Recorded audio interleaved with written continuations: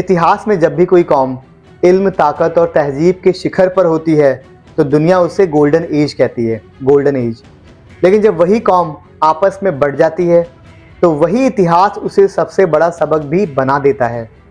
आज की ये कहानी इस्लामिक गोल्डन एज से लेकर मंगोलों की सबसे खौफनाक तबाही तक की है।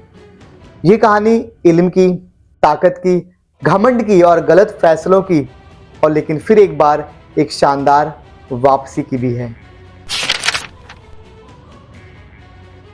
खिलाफत ने एक बहुत बड़ा इलाका फतेह कर लिया था, लेकिन उमैयद कैलिफेट की सबसे बड़ी कमी थी ये खिलाफत सिर्फ और सिर्फ अरबों की थी। नॉन अरब मुसलमान ना तो सरकार में थे, ना तो कोई उनसे शादियां करता था अरब लोग, और ना ही वो उनको एक सेकंड क्लास सिटीजन की तरह देखा जाता था उमैयद कैलिफेट के अंदर। अरब पूरी एम्पायर में माइनॉरिटी में थे, लेकिन सारी की सारी ताकत सिर्फ उनके हाथ में थी, और ये इसी नाइंसाफ़ी ने धीरे धीरे बगावत में तब्दील हो गई।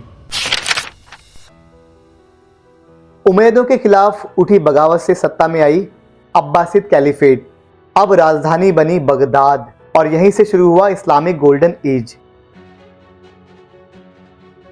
अब्बासियों ने एक अनोखा काम किया। उन्होंने बगदाद में बनाई दुनिया की सबसे बड़ी लाइब्रेरी, जिसे हाउस ऑफ विजडम के नाम से भी जाना जाता है।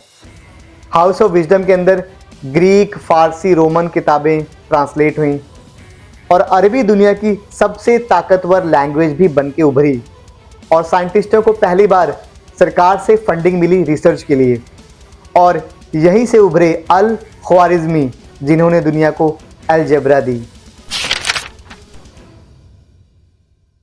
न सिर्फ साइंस के साथ साथ आर्ट्स भी अपने शिखर पर थी। अलिफ लैला जैसी किताबें लिखी गई, अल्लादीन, अली बाबा, ये सारी किताबें इतनी पॉपुलर हुई आगे चल के कि आज भी इन पर फिल्में बनती हैं। अब्बासियों ने बराबरी दी फारसी, तुर्क, ग्रीक, लगभग सबको, लेकिन तुर्की सल्जूक फौज धीरे धीरे ताकतवर हो गई और खलीफा सिर्फ नाम का ही रह गया, और ये एम्पायर धीरे धीरे अंदर से टूटने भी लगी। और सन 1099 में क्रूसेडर्स के दौरान ईसाइयों ने जेरूशलम पर अपना कब्जा कर लिया। हजारों मुसलमान मारे गए, औरतें, बच्चे, बूढ़े, कोई भी नहीं बख्शा गया। घरों और मस्जिदों को आग लगा दी गई। 450 साल बाद पहली बार जेरूशलम मुसलमानों से छिन गया, और इसी दौर में उभरे सलाउद्दीन, जिन्होंने पहले मुसलमानों को यूनाइट किया और फिर 1192 में यरूशलेम को वापस फतेह कर लिया। जहां क्रूसेडर्स ने लोगों का कत्लेआम किया, वहीं सलाउद्दीन ने लोगों को माफियां दी। और उसी समय एशिया से उठ रहा था एक भयानक तूफान जिसका नाम था चंगेज खान। चंगेज खान का डिसिप्लिन इतना सख्त था कि भागने की सदा सिर्फ मौत होती थी, और किसी एक ही गलती पर पूरा का पूरा खानदान खत्म कर दिया जाता था। आगे चलकर यही मंगोल एम्पायर इतिहास की सबसे क्रूर ताकत भी बन गई, और उस जमाने की सबसे ताकतवर मुस्लिम सल्तनत थी ख्वारिज़मियन एम्पायर। और चंगेज खान ने दोस्ती का पैगाम भी भेजा, लेकिन एम्बेसडर का सर काट के फेंक दिया गया। और इसके बाद सिर्फ जंग नहीं, बिल्कुल तबाही बिल्कुल फिक्स थी। 20 लाख की आबादी, लेकिन सिर्फ 2 लाख लोग ही रह गए। 18 लाख लोगों का चंगेज खान ने कत्ले-आम कर दिया। और एक मस्जिद में चंगेज खान ने कहा, मैं तुम्हारे रब की तरफ से भेजा गया अजाब हूं।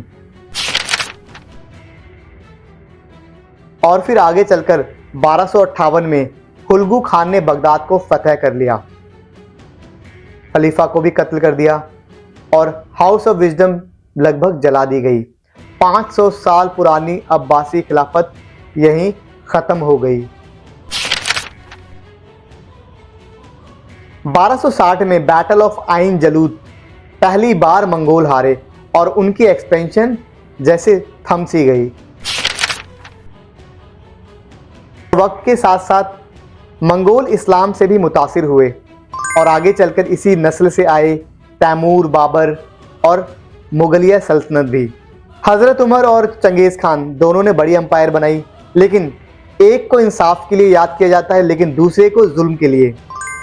इतिहास सिर्फ ताकत ही नहीं, आपका किरदार भी याद रखता है।